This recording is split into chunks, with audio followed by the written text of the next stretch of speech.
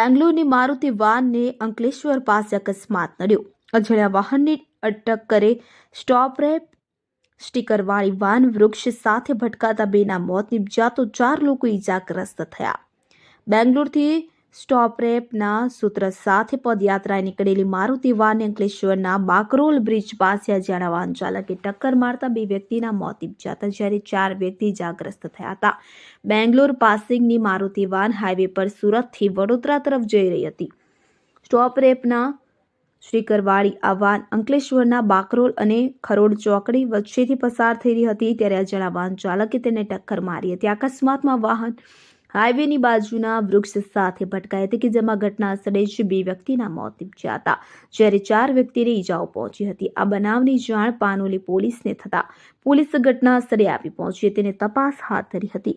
ઈજાગ્રસ્તોને સારવાર અર્થે ખસેડવામાં આવ્યા હતા અને મૃતદેહોને પોસ્ટમોર્ટમ અર્થે ખસેડવામાં આવ્યા. ભોગ બનનારની ભાળ મેળવવા સાથે અકસ્માત સર્જક ફરાર વાહન ચાલકની શોધખોળ હાથ ધરવામાં આવી. Bureau report, Bharuch.